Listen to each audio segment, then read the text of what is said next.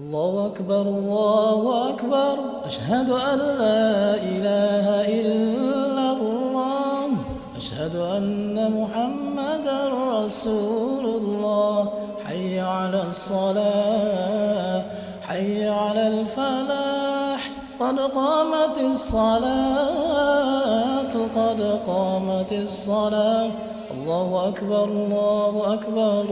لا إله إلا الله. Assalamualaikum warahmatullahi wabarakatuh.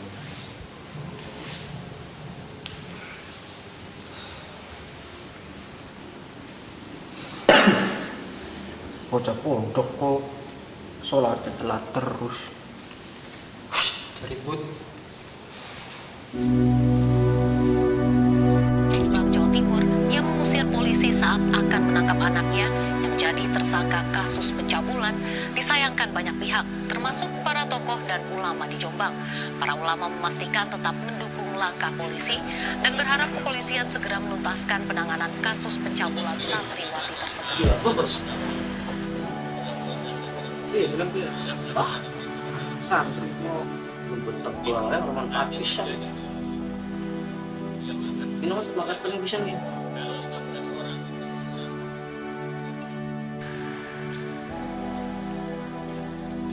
Monggo mas. Monggo. Yuk, kenapa bos? Bisa ayo karena melu.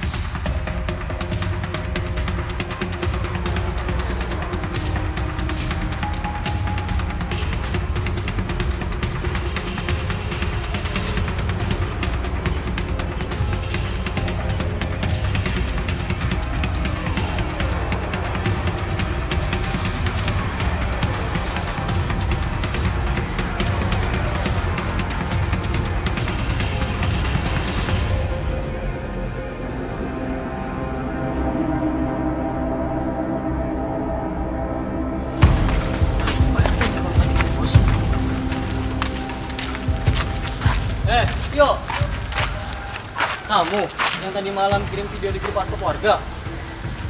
Aduh, keterlaluan kamu Tio. Kamu tidak lihat kampung warga kita semuanya berpikir negatif gara-gara kamu. Tio, dengerin.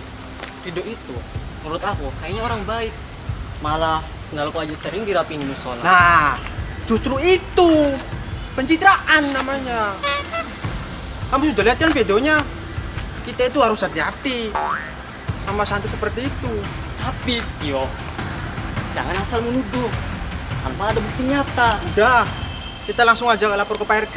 Bener, Biar Bos. Pak RT yang nyelidikin. Ya sudah, saya ikut kamu. Ayo.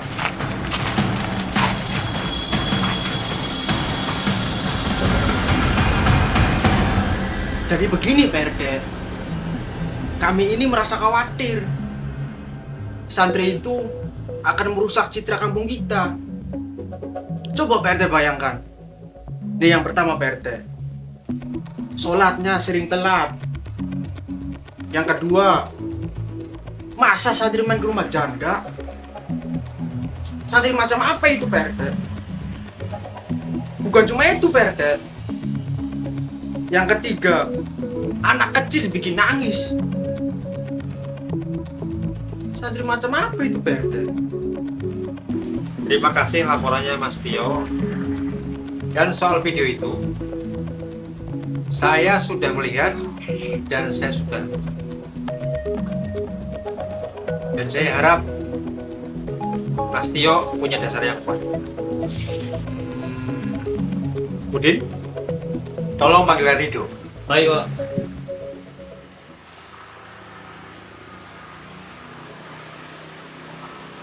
Assalamualaikum.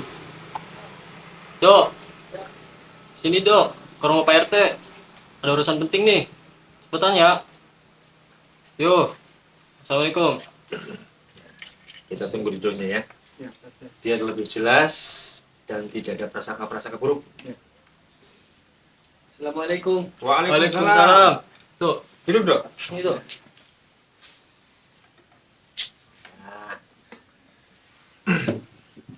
Baik, Rido. Tio sudah punya beberapa rekaman video dan kekhawatiran kegiatanmu di luar. Yang sekarang saya tanyakan, bisakah kamu menjelaskan hal-hal itu? Betul Pak RT. Kebetulan Mas Tio sudah merekamnya. Ya, Jadi saya tidak perlu menjelaskan dari awal. Dan sudah menyebarkan video itu. Tapi nggak apa-apa Pak RT. Itu hak dia. ya baik, silahkan.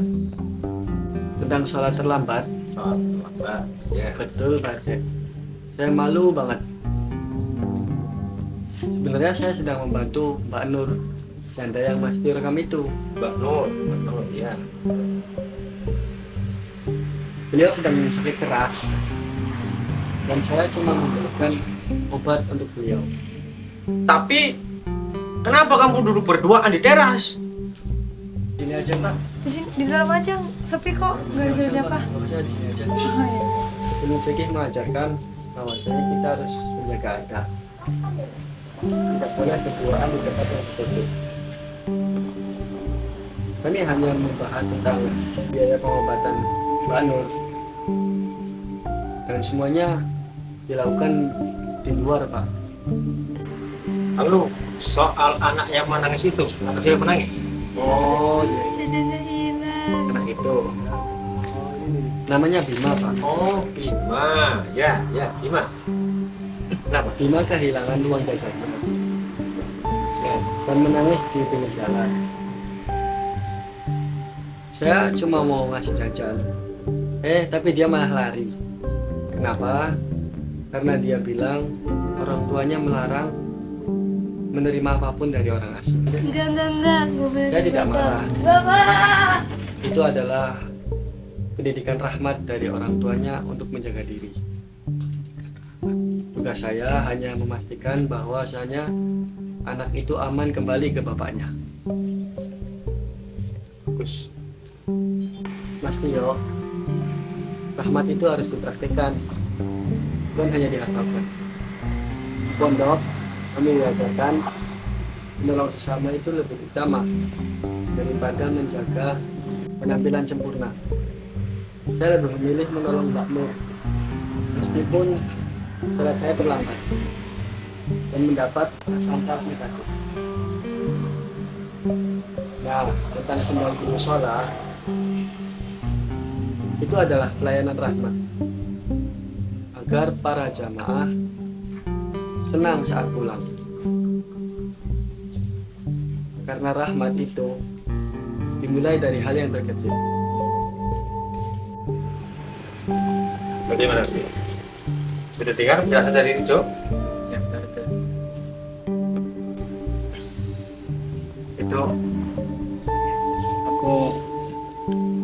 maaf ya.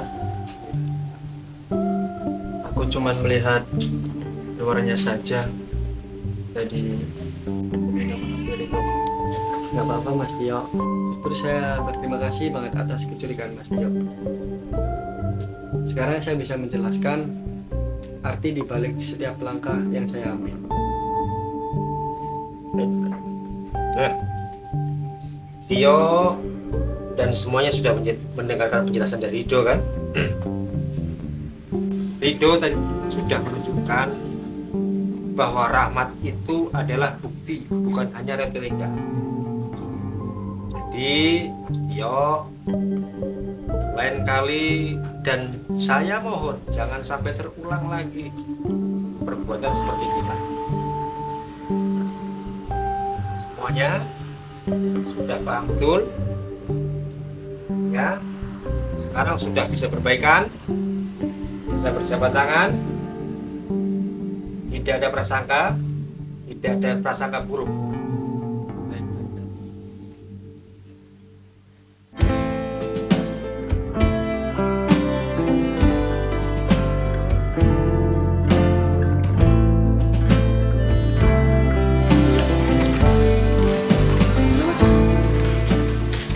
Rito, kalau di pondok selain merepaikan sandal, apalagi yang kamu sebut sebagai pelayanan rahmat?